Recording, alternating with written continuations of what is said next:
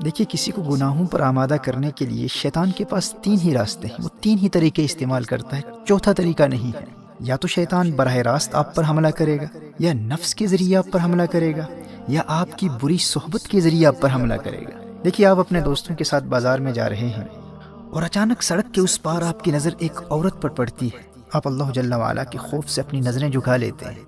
اب شیطان آپ کو بہکانے کے لیے ان 3 طریقوں میں سے ایک طریقہ اختیار کرے گا۔ یا تو آپ پر وہ خود براہ راست حملہ کرے گا، آپ سے بار بار کہے گا کہ کوئی بات نہیں، ایک مرتبہ پھر دیکھ لے، تجھے اس کے حسن کا اندازہ ہی نہیں ہے، ایک مرتبہ دیکھ لے، دیکھ وہ تیری طرف دیکھ بھی رہی ہے۔ اب اگر آپ کا ایمان مضبوط ہے تو آپ اعوذ باللہ پڑھ کر اور لا حول ولا قوت الا باللہ العلی العظیم پڑھ کر ان برے خیالات کو دور کر دیں گے، اور شیطان ان خیالات کے ذریعے ہی آپ پر حملہ کیا کرتا ہے۔ جسمانی طور پر اپنے ہاتھوں سے وہ آپ کا چہرہ اس لڑکی کی طرف پھیر کر آپ کو مجبور نہیں کر سکتا۔ اور شیطان کا دوسرا طریقہ کیا ہے؟ شیطان آپ کے نفس کے ذریعے آپ کو بہکانے کی کوشش کرے گا، لیکن اگر آپ نے اپنے نفس کو پہلے سے ہی قابو میں رکھا ہوا ہے تو اب شیطان کے پاس ایک ہی راستہ بچتا ہے، اب وہ آپ کی بری صحبت کو استعمال کرے گا۔ آپ کے کسی روحانی طور پر کمزور دوست کو تلاش کرے گا، اسے کہے گا کہ وہ آپ کو اس گناہ کی طرف راغب کرے۔ اب اگر آپ گنہگاروں کی صحبت میں رہتے ہیں تو آپ کتنے بھی مضبوط ہوں، آپ نے شیطان کے حملے کے 2 راستوں کو بند کر دیا، لیکن یہ تیسرا راستہ کھلا ہے۔ آپ کے دوستوں کے ذریعے شیطان آپ تک بار بار پیغام پہنچاتا رہے گا، ارے ایک مرتبہ تو دیکھ لے، دیکھ وہ تیری طرف دیکھ رہی ہے، دیکھ اسی طرف آ رہی ہے۔ اور یہ کوئی بھی گناہ ہو سکتا ہے۔ ایسے دوست کہتے ہیں آج نماز قضا ہو گئی تو کیا فرق پڑتا ہے بھائی، دیکھ انتہائی لذیذ کھانا پکا ہے، روزہ توڑ دے، بعد میں کفارہ دے دینا، قضا کر لینا، کسی کو کیا پتا چلے گا کون دیکھ رہا ہے۔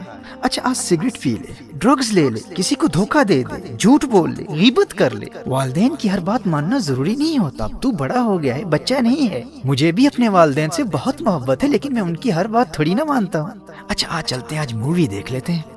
اچھا تو مجھے مل نہیں سکتا تو کوئی بات نہیں، میں تجھے لنک بھیج دیتا ہوں لیکن مووی دیکھنا ضرور۔ تو بری صحبت کے ذریعے آپ گناہوں میں مبتلا ہو جائیں گے۔ شیطان آپ کے ارد گرد برے دوستوں کو تلاش کرتا رہتا ہے، اور اگر آپ کا کوئی برا دوست ہی نہیں ہے تو شیطان ہار جائے گا، آپ جیت جائیں گے۔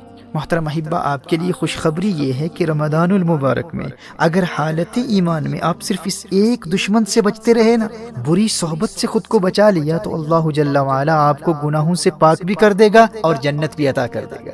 نبی کریم صلی اللہ علیہ وآلہ وسلم نے ارشاد فرمایا، رمضان میں شیطان کو قید کر دیا جاتا ہے، صفدت الشیاطین۔ آپ کا پہلا بڑا دشمن بند ہے، شیطان خود بے بس ہے، وہ کچھ بھی نہیں کر سکتا، اور دوسرا دشمن آپ کا نفس ہے، نفس۔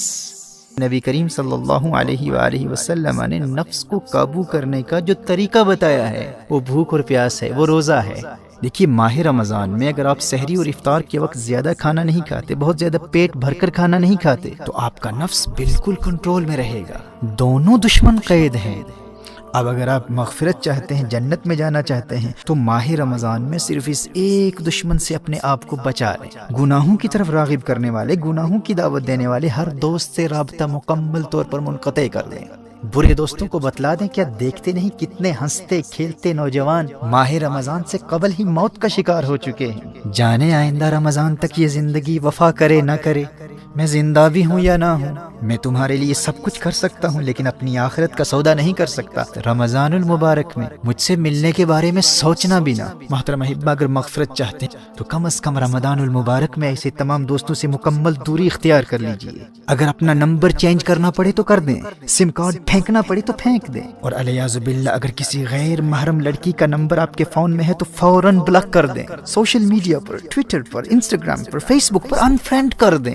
شیطان کے براہ راست حملوں کا سلسلہ بند ہے، اور بھوک اور پیاس کے ذریعے، روزے کے ذریعے نفس بھی قابو میں ہے، بس ایک ہی راستہ کھلا ہے، وہ بری صحبت کا ہے۔ میں دعوے سے کہہ سکتا ہوں میرے دوست، اگر تو نے صرف اس ایک دشمن کا راستہ بند کر دیا تو رمضان المبارک تجھے جنتی بنا دے گا۔ شیطان کے پاس فقط 3 ہتھیار ہیں، 2 بند ہیں، ایک کو تو نے بند کرنا ہے۔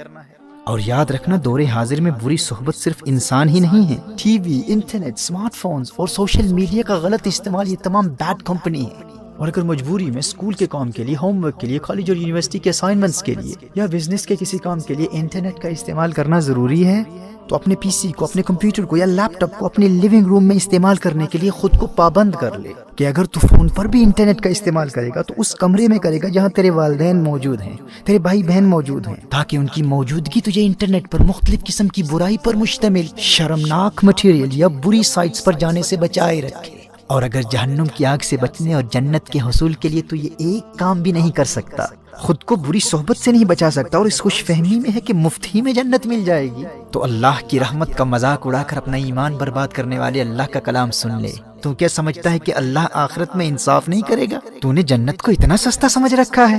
اللہ قرآن میں ارشاد فرماتا ہے، ام حسب الذین اجترحوا السیئات ان نجعلهم كالذین آمنوا وعملوا الصالحات سواء محیاهم ومماتهم ساء ما يحکمون۔ سورہ جاسیہ میں ارشاد فرمایا، کیا جنہوں نے برائیوں کا ارتکاب کیا یہ سمجھتے ہیں کہ ہم انہیں ان جیسا کر دیں گے جو ایمان لائے اور اچھے کام کیے؟ یعنی جو جنت نیک لوگوں کے لیے، وہ جنت یوں ہی مفت میں بے ایمانوں اور گنہگاروں کو بھی عطا کر دے۔ فرمایا ساء ما یحکمون، کیا ہی برا حکم لگاتے ہیں۔ میرے دوست ہوش کے ناخن لے، قدر کر تو اللہ کے اس پیارے مہمان کی کہ اس نے تیرے لیے کامیابی کا راستہ کتنا آسان کر دیا ہے۔ دونوں جہانوں کی کامیابی کے لیے اس میں تو نے فقط ایک دشمن کا مقابلہ کرنا ہے، تو نے صرف بری صحبت سے بچنا ہے۔